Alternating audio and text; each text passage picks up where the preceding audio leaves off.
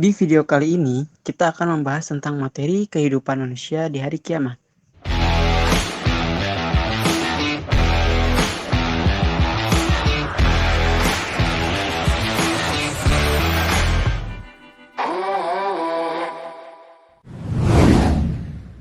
Nah, teman-teman, sebelumnya kalian tahu nggak apa itu hari akhir? Hari akhir atau juga hari kiamat yang biasa disebut juga dengan bahasa Arabnya adalah Yaumul Qiyamah adalah hari di mana pemusnahan seluruh kehidupan yang juga akan diikuti dengan hari pembangkitan dan penghakiman. Nah, berikut adalah 5 fungsi beriman kepada hari akhir. Yang pertama, sebagai pemelihara diri manusia harus selektif dalam berbuat, bertindak, dan beramal. Yang kedua, sebagai pemacu semangat, disiplin, dan bertanggung jawab untuk menaati segala perintah Allah Subhanahu wa Ta'ala. Yang ketiga, sebagai penunjang kehidupan yang tenang dan tentram karena telah melaksanakan ibadah maupun muamalah.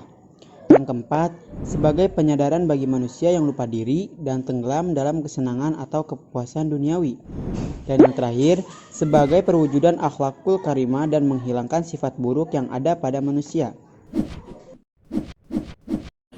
Nah, teman-teman, hari kiamat juga itu dibagi menjadi 2 bagian. Yang pertama ada kiamat sugro dan kiamat kubro. Kiamat sugro adalah kiamat kecil, yaitu berakhirnya seluruh kehidupan bagi makhluk yang bernyawa, contohnya seperti kematian. Sedangkan kiamat kubro adalah peristiwa maha dahsyat dengan kudrat irodatnya, seluruh alam semesta beserta isinya hancur binasa. Nah, teman-teman, berikut adalah pengertian hari kiamat menurut para ilmuwan. Itu dibagi menjadi 3 loh. Yang pertama dari sudut pandang ilmu geologi, yang kedua dari astronomi, dan ketiga dari ilmu fisika. Pertama, ada dari sudut pandang ilmu geologi yang menyebutkan bahwa bumi terbentuk dari semacam gas panas atau juga disebut nebula yang berkembang di dalam perut bumi, dan suatu saat jika tekanannya semakin membesar maka akan membuat sebuah bencana seperti gunung meletus atau gempa bumi. Nah, yang kedua ada dari sudut pandang ilmu astronomi yang menjelaskan bahwa planet-planet yang mengelilingi matahari memiliki daya tarik menarik yang sangat kuat, tetapi tidak utuh. Jadi semakin lama akan semakin habis dan akan terjadi tabrakan antar planet.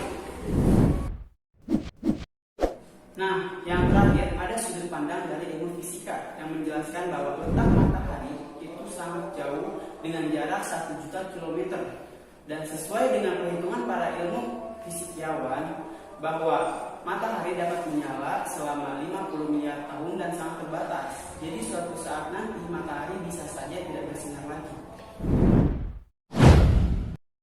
Selain itu, ada 7 tanda-tanda akan terjadinya kiamat. Yang pertama, ketika seorang budak perempuan melahirkan anak majikannya.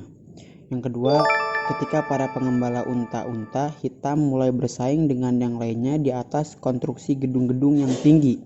Yang ketiga, lenyapnya ilmu pengetahuan dan meluasnya kebodohan.